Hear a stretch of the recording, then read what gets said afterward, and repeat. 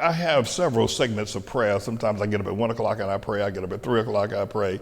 And I think it was this past morning in this structure from 12 midnight to present that I was praying. And one of the things I was praying about, Elder, with respect to God speaking, cleansing me in July 3rd and then speaking 15 years later, the ATLAH vision, was that he spoke to Moses on Mount Horeb, the burning bush, the theophany thing that your wife talks about, and told Moses to go down there and bring the children out. And he did something I thought was very, not necessarily strange of God, but perhaps a bit unusual. At least during the rest of the prophecy, he didn't get that kind of forewarning. But he told Moses it's going to be a difficult job. Pharaoh's not going to let him go. Then why are you sending me? If you it would have been my question, it's going to be tough. And beyond that, once he got them out, the people didn't believe.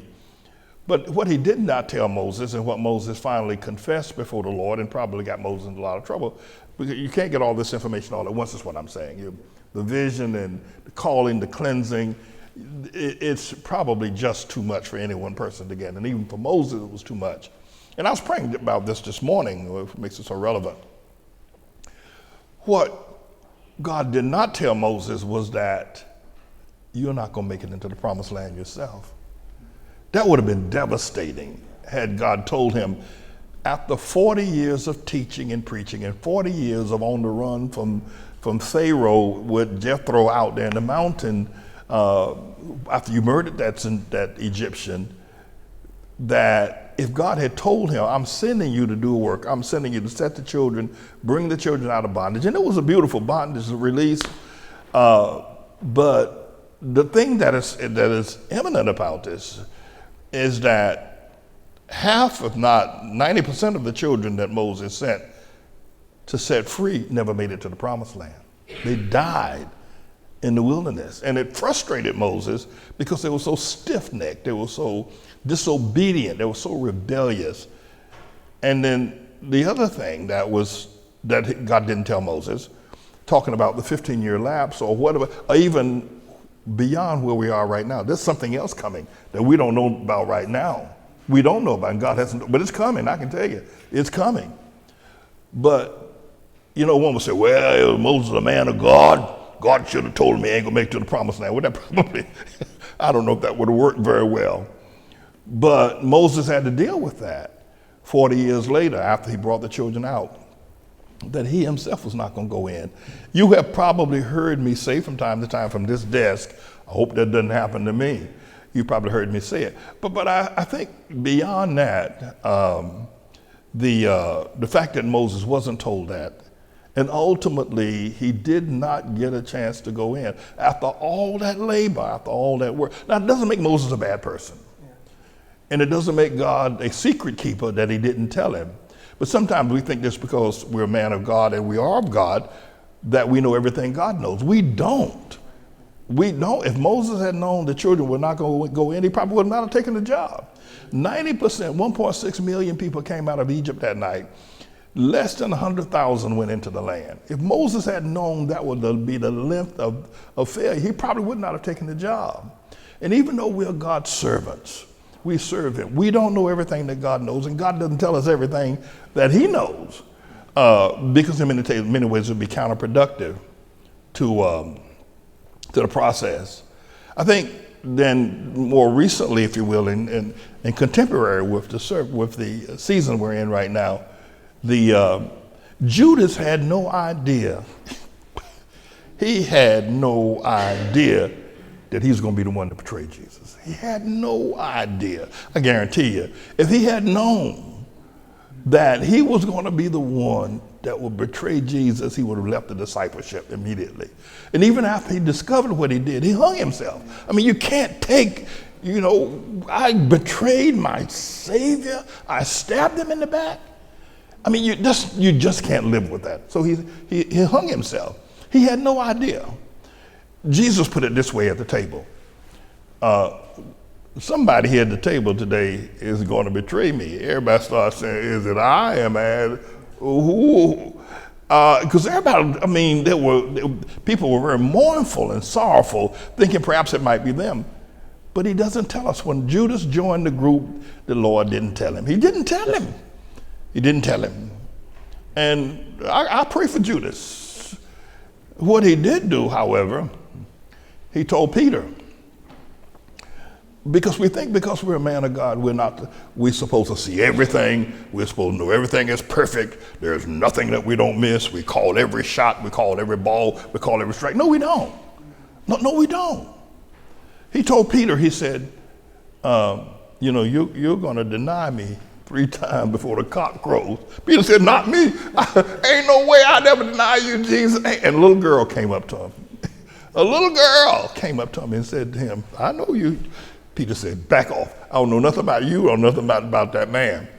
I think perhaps one of the greatest things that if the Lord had told me on the 3rd of July, 1976, this setting, this event, what is happening in this community and what has happened, I don't know if I could have followed.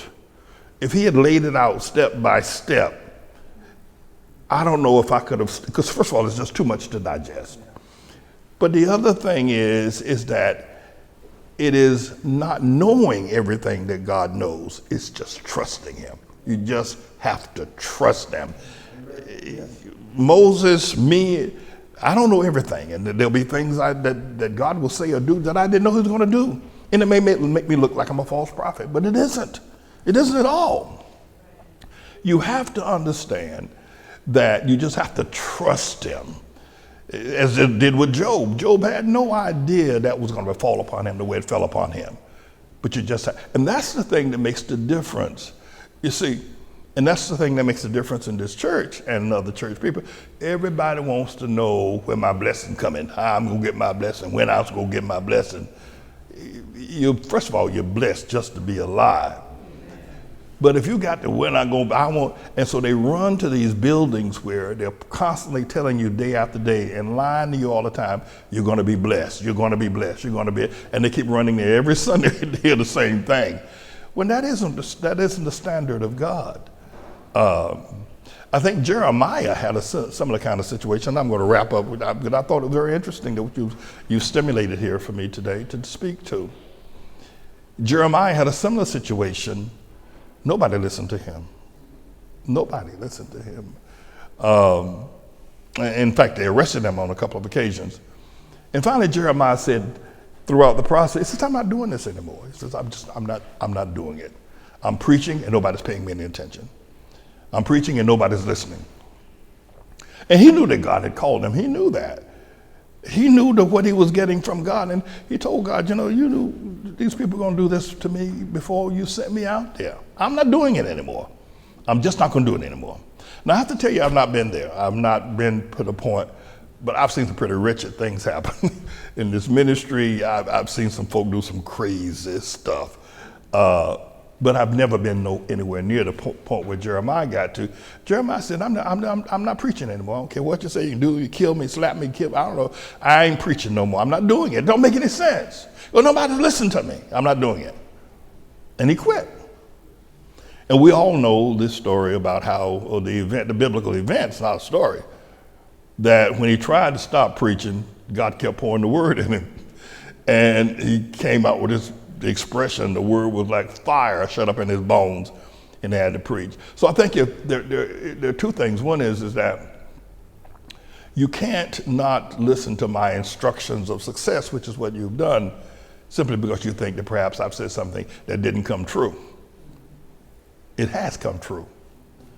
You maybe don't understand it.